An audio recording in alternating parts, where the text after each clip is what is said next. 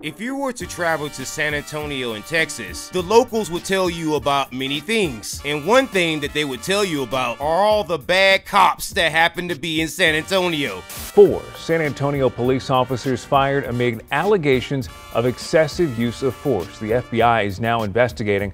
And so back in 2020, the FBI decided to investigate the San Antonio Police Department and 4 of its former officers. And now you might be asking, how could it have gotten so extreme that the Federal Bureau of Investigations is actually investigating a police department? Well, it turns out that these 4 former officers were all accused and proven to have engaged in excessive use of force. And I've covered every one of these cases in separate videos. And so you had an incident back in 2019 where Andre Vargas and Michael Brewer encountered Matthew Garza. And the police report says that Matthew Garza was acting aggressively. And somehow these officers used that to justify putting a knee on Matthew Garza's head and neck and then tase him for no reason because Matthew Garza was handcuffed and offering no resistance. And then in the following year of 2020, Thomas Villarreal and Carlos Castro encountered Eric Wilson. And even in that case, the San Antonio Police Department displayed their finest behavior by engaging in police brutality, and according to documents, Villarreal and Castro just started punching Eric Wilson for no reason at all.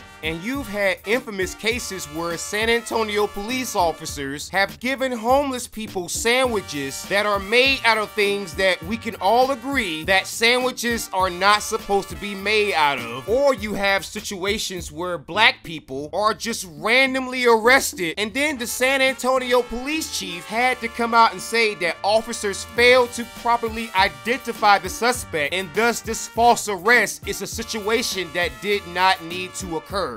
This week, we showed you this video of a jogger forcefully put into a police car after he was mistaken for a violent suspect.